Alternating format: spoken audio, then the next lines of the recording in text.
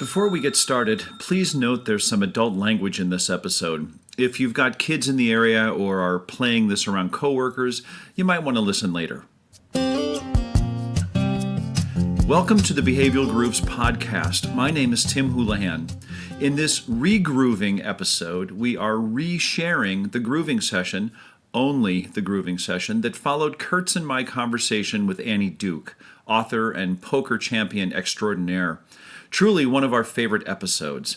That means that in this episode, you won't hear the conversation with Annie. To hear that, you'll need to check out our podcast called Leaving the Matrix.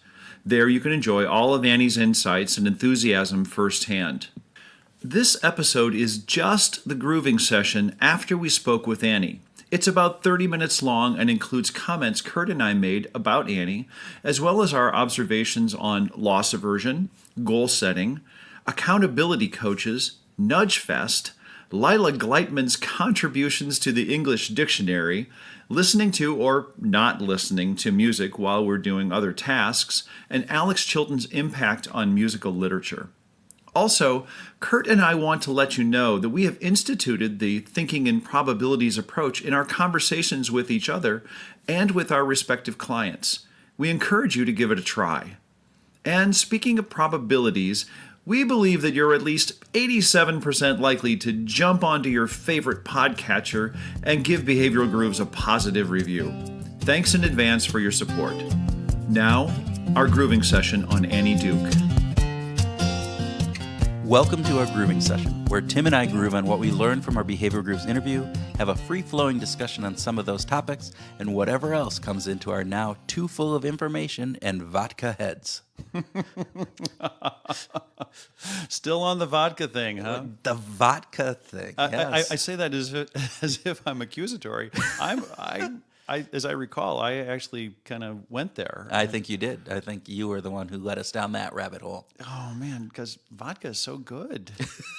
I don't know. I'm more of a beer guy, but still, that's okay. Okay, so tribes. Tribes. Yeah, and by the way, I think we have a lot to talk about in this grooving session. I think we do too. Telling you that There's now. a lot of information there. Well, as we talked about when I first heard Annie on another podcast, I had listened to that podcast and wrote 2.5 pages of notes. And so hopefully our listeners were able to take 2.5, maybe even 3 pages of notes from this. But I know in reviewing it, I took a lot out of this. So. I took a lot of notes while we were doing the interview. It was so great. It was. So tribes. Yeah. Good or evil? Oh, man. Both, right? Yeah. Right, both. And they are, what did she say, yanking us around. What was her quote? We are not even aware of how much the tribe is yanking us around. Yeah, that is so great. That is so great. Our environment is so heavily influenced by the tribe. Well, and it's also gets around to like who is doing the talking and how much we believe. Again, to her point, going back to, hey, if I am now not a member of your tribe, but I am an expert in, what was she said? Sautéing fish. Sautéing fish. Right. That should have no impact Zero. on how much information I can get from you about sautéing a fish. And yet, we don't operate that way. We operate, well, she's not part of our tribe. I don't trust her, so I don't trust how she sautés a fish, even if she's the renowned expert in it. I mean, you think about actors and actresses and how some people like them or don't like them based on their political affiliation, regardless of how good or bad an actor or actress they are. Right. Are they entertaining? Do they do their job well? Right. Which has nothing to do with political affiliation. And you think even looking at some of the consumer product boycotts that are going out there, again, we're doing this in end of September, and that was just the whole Nike, Colin Kaepernick, just do it theme, and all of the people burning their Nikes while others are going out and buying more Nikes because now, Nike's part of our tribe. Where a business becomes part of your tribe or not part of your tribe. Your brands become part of your tribe. Your brands become part of that tribe, and they're just trying to get more money from us. Are you an Android or an iOS user? Are you a Mac or a non-Mac? Basically, these are tribal these can be tribal differences Yeah. that are really so minuscule.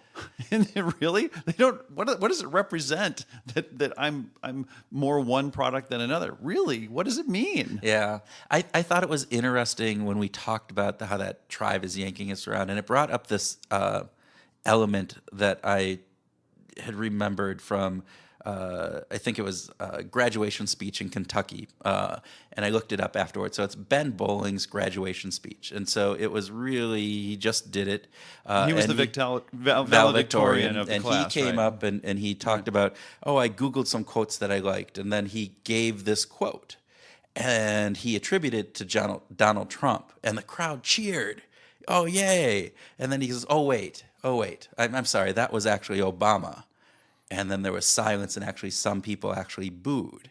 Yeah. The exact same quote, the exact same information that when it was attributed to one person got a cheer, and yes, he's in my tribe, this is right, this is good. And when it was then attributed to somebody who was in the other tribe and potentially even the leader of the other tribe, that same concept, the words either got silence or booed. Just by the fact that we're talking about this as my tribe or the other tribe is problematic for me. Exactly. Right. This is systemic in that we're thinking so what's the word I'm looking for here? I have no idea. These two things. It's dyadic, right? It's Dyadic. two things going against each other, two separate, independent things, and not a multitude. Not what Annie's talking about. The point of thinking in percentages.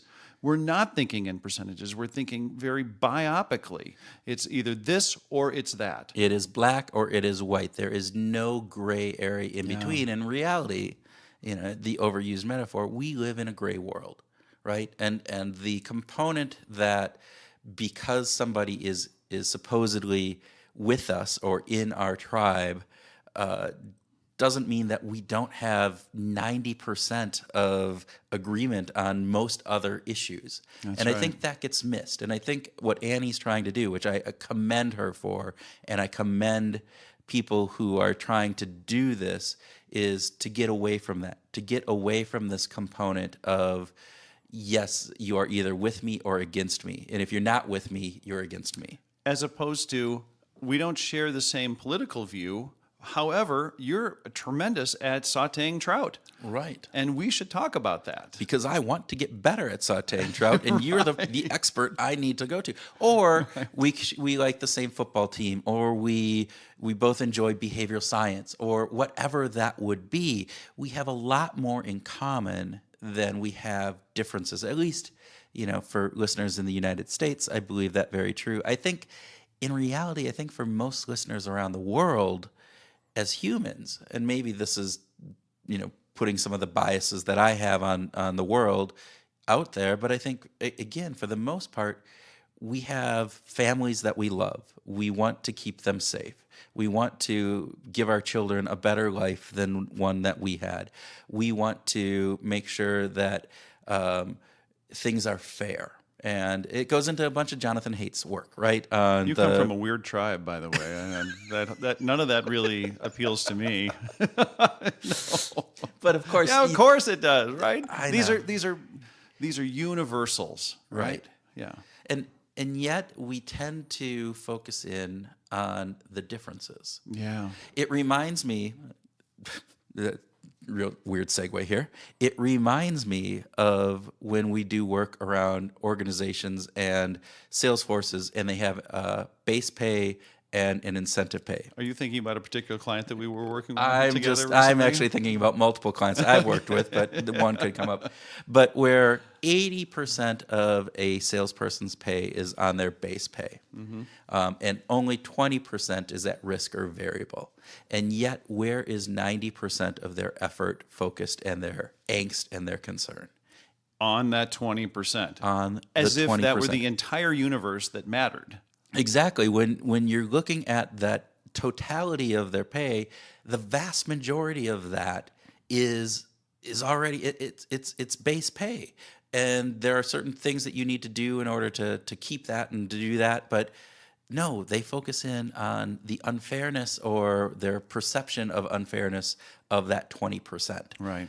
And again, bringing that analogy back, it's 80% of us as humans, our joys, our fears, our hopes overlap with everybody else. My opinion, no validated research to do that. And it's this 20%. I would even say it's 90%, and we have 10% differences. I'd give you a 70% chance that that's correct. All right, so let's go there, because we're talking thinking probabilistically. And she talked about her fun story about the waiter. Yeah. I am so happy I found out what happened, because I was just sitting there. I had read the book, I had heard her in another podcast, and I never knew if she got that order right. Yes, she did. She did. That was a conquest. That was a conquest. Yeah, that was good stuff. But since we read the book, since we were prepping for this, we've started this whole talking in probabilities, and it makes a lot of sense. It does. It resonates with me in especially the work environment, and thinking about a whole variety of things in my life. It has tremendous applicability to think in percentages rather than thinking in this black or white. Right. And the interesting part, and I think this was a really good part of the conversation we had with Annie, was this element of how easy it is for us to, because we see, we even might believe in our heads to begin with, that's really a 70% chance, but then it automatically transfers into, all right, well, that's the way it's going to be, because 70% or 60%, right? And we talked about the polling numbers for the last election, and how quickly people said, well, it's a 70% chance. That means, of course, Hillary's going to win. And we do that. We tend to, as Annie was saying, anytime that all of a sudden you get above that 50% piece and into the 60s, it's like this automatic switch. It's a naturally switch to says, oh, well, then it's going to happen. That's going to happen, yeah. And in reality, 60-40, that's an awful lot of not happenings to the happenings, right? So it's hard for us to overcome that, but the more that we can talk in those probabilistic terms and thinking in that way, I think the better we are at being able to, perceive the alternative viewpoint, because now that alternative viewpoint is, as we talked about, it's not attacking our self-identity. It's not saying that you're wrong. It's saying, here's a different viewpoint, and now I can adjust my 80% probability or my 87% probability that people are going to love this, right? Our most engaging one. And I might say, that goes either up or down based on that input. So this leads my brain to her right versus accurate comment, right? And do you remember that quote, Kurt, of what she said about right versus or right does not equal accurate? I really want to make the point that right and accurate are different. And what we are trying to do is to get to accurate, not right. Yeah, and yet right is the easy answer. I mean, this is a system one kind of a thing, right? The easy answer, or the easy question for us to answer is am I right? Mm-hmm. It's a much more difficult question to answer is, am I accurate? Or to what degree am I accurate? That's a more difficult question. That takes reflective thinking, right? That's much harder. And our brains naturally go toward the, how can I take this situation and really answer it in an easier way? Well, because we when we're right, we get all those rewards, right? We get that satisfaction of feeling like, yes, I am smart. I was correct in my thinking. I get a little dopamine surge. You get a little dopamine surge. You get all of these factors that come in, and particularly when that gets, confounded or added to this social kind of reinforcement of I am right within my tribe. Yeah. You get a double whammy of that. And I think it's really... Which is the people who I want to be respected by, right? The tribe who's going to protect me if things go bad. When that happens, now I get this super double reinforcement. You get the super double secret reinforcement. But yes, no, we're laughing about yes or that. no? You just no. we're laughing about that, but that is indeed what happens, right? We tend to go for what's right because we get those psychological rewards from being right. When we actually get to try to find out if we're accurate, it can actually be painful. There's a loss aversion component of that, right? This belief that I held actually felt in my gut or my heart or in my head, wherever it was that you feel that, now is proven to be inaccurate, not right. Then Well, part of my identity is with that, and so that hurts. So instead of framing it in our own mind as I wasn't right, we could say, well, my prediction wasn't as accurate as I thought it was. Yeah, and that's the probabilistic thinking part, that thinking in bets, that thinking in percentages. And I loved her component of saying, just ask the person to wager on it. And how that changes in their mindset. And Want to bet? You want to bet, right? Because when we do that, we automatically change the reward that is coming. So it's not just this psychological reward of being right. Now there is a monetary or an extrinsic component that is added to the intrinsic reward that we get. There's an extrinsic reward. And that can sometimes, I think, have a big influence on actually how we think about these things. Hopefully. Well, in our work with extrinsic, right, we know that intrinsic rewards just in business are very, very powerful. But we also know that extrinsic rewards are also very powerful. And sometimes you need extrinsic rewards, at least some of the research I've done, to jumpstart the intrinsic motivation. The extrinsic works as a catalyst.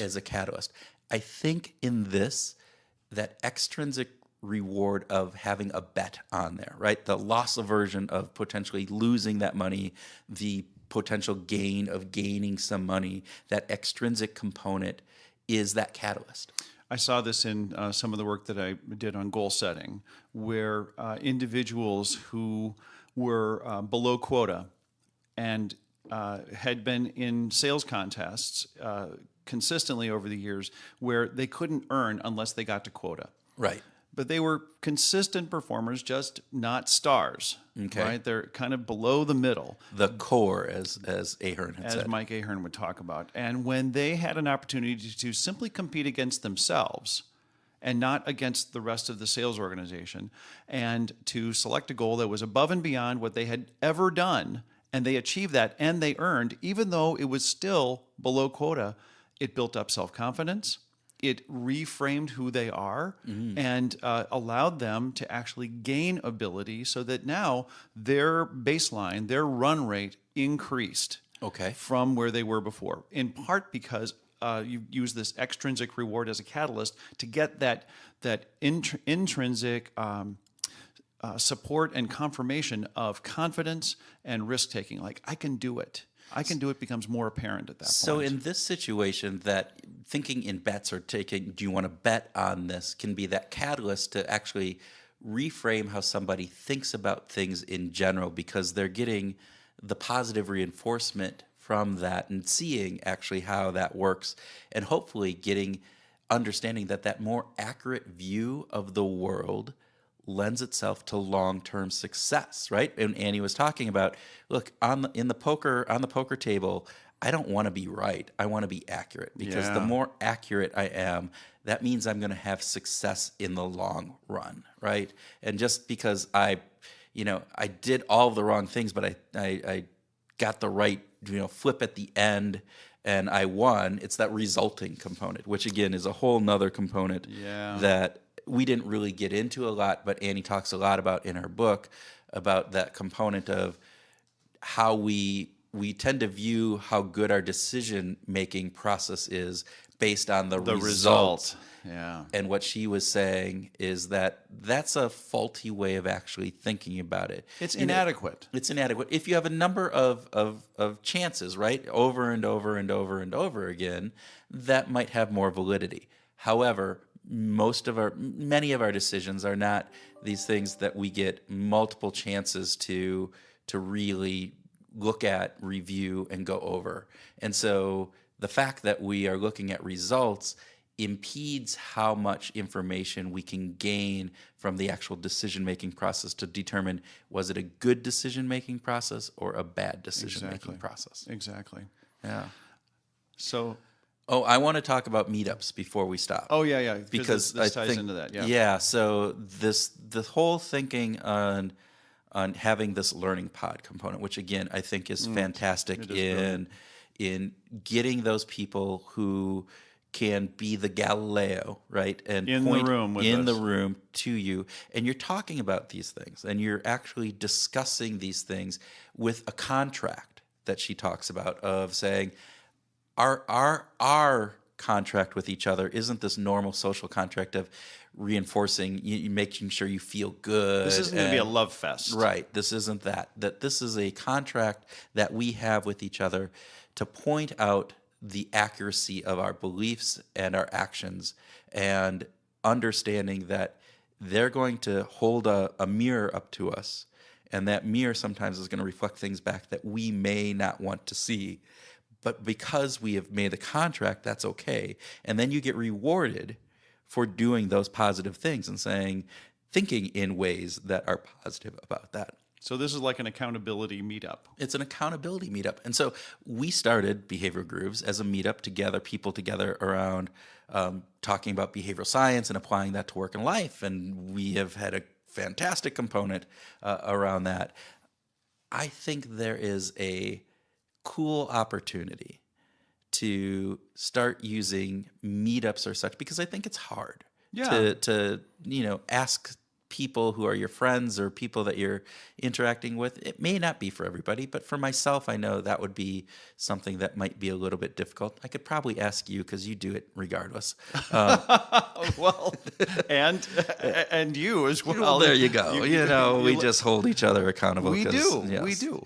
But I think but our relationship is not common in that way, Right. And especially with the folks on our block or close family members, it would be. Although it does happen to some degree with, for instance, my own siblings, Right. There is an element of accountability. Their primary role in my life is to love and support me, Right. Give me the happy thumbs up. It reminds me, so when I was doing my dissertation, I as part of this, I'd asked my wife to be basically an accountability coach for me. And I was all, yep, I need you to do this. I need you to hold me accountable so that I write my dissertation, every week, and that I do the page number that I want. And I was all great. This is going to be awesome. And she said, it's a good choice because Erin's got the chops to do that. But she said no. Oh. She said no, because she said, if I do that, then I become the nagging wife. And I don't want to be the nagging wife. Yeah. I can be your cheerleader. I can be that support person that, again, loves you and encourages you on. But sometimes I don't think you can, we forget about that, right? Because even within these groups, even though we have a contract, sometimes those boil over, and we might not be able to disassociate. Oh, they were telling me this in this, but now it's this regular thing. Right, so right. we may not want our best friends or our family members in this. Thus, a meetup to actually just have this accountability group could be a great way of doing that. And I think it's something that we might be exploring. It might be our next thing beyond Nudge Fest. I think we should. Beyond Nudge Fest. Beyond the Nudge Fest. Nudge-a-rama. Nudge-a-thon. Yeah. So what else? Lila was a big part of this conversation, and I loved her. Just the respect and awe. I mean, it was to a certain degree awe that she had about this woman who changed the trajectory of her life in some ways. Oh yeah, in Annie's life, yeah, Right. yeah. But Lila is a monument to. She's the one that came up with this syntactic bootstrapping idea. This idea that we have a language machine. At birth is remarkable. It's absolutely remarkable. That's some interesting components, and the fact that we didn't go down the rabbit hole around fuck in the so cool in the dictionary, I think was probably my only regret of the whole thing. But now we can dig on it right now. So Lila, I think I mentioned, and I'd heard about Lila 6 or 7 years ago. Right. And it was all about this learning machine, this Right. idea that, kids have syntax and they get it and pauses make a difference. And I was completely fascinated by this idea because this helps inform the nature versus nurture thing, Right. right? That there is a very powerful part of nature when it comes to learning a language. Right. Only later did I discover that as a graduate student, she gets assigned to work on, guess what? The dictionary. Okay. This is her assignment, and she's working on it, and she's getting all these words, and she has to spell them and define them, and she has to decide what's in and what's not. And So she comes across the word fuck because it was one of the words that comes up in the list, and she's looking at it, and she was the one that wrote down the definition and said, "Yeah, that should be in the dictionary." I think that's so. We've got linguistic graduate students making decisions on what's going. It's not what's going into it's the not the dictionary or not. Yeah, it's not the white bearded, godlike dudes, Right. that are making these decisions. It's people like Lila when she's in grad school. I know. About the fact that In the 1960s. And so you got to think that Yes! was pretty controversial at that time. And so just the wherewithal to pull that off and to do it as a young grad student kind of foretells, I think, a lot of the rest of her life. Yeah, rest right? of her story. Big brass balls. Exactly. Yeah. Exactly. So, absolutely. and again, I think we need to get her on one of our podcasts if we can. Yeah, That or would be with great. Annie even. Yeah, with Annie would be Which fantastic. could be fun. All right. Anything else before we get into the inevitable music conversation? No.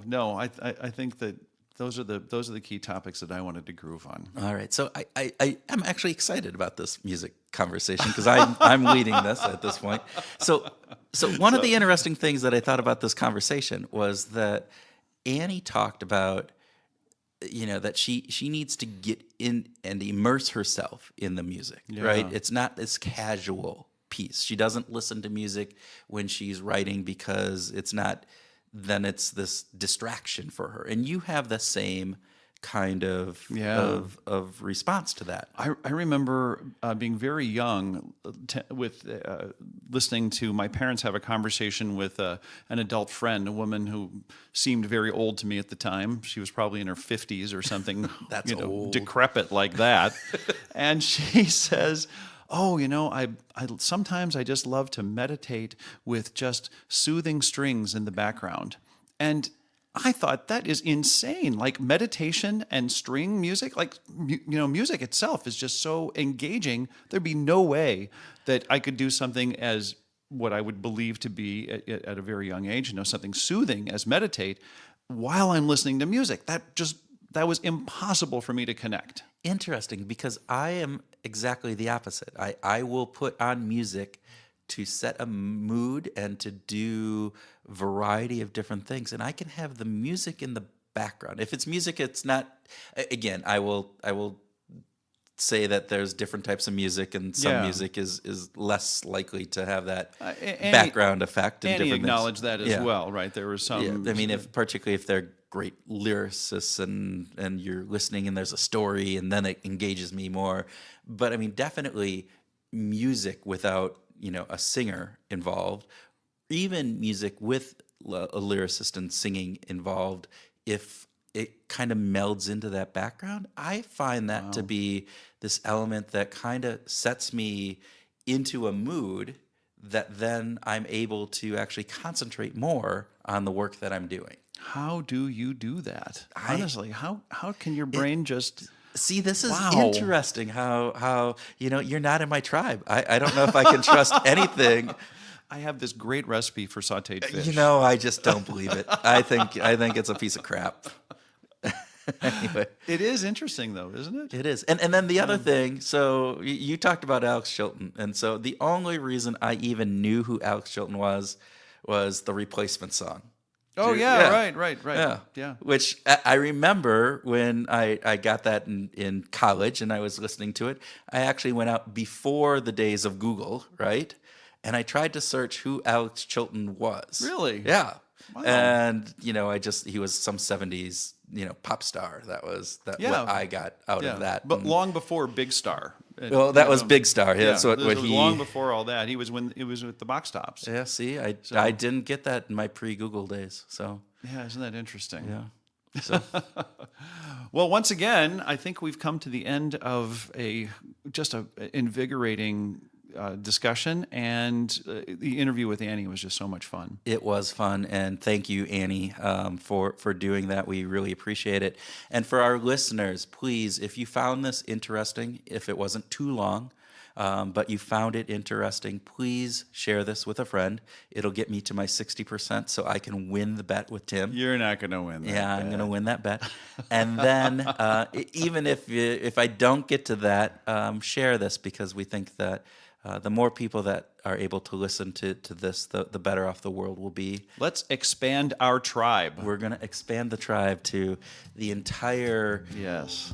tribe of the planet. How about that? I love that idea. Okay. And so with that, thank you for listening. Have a great day.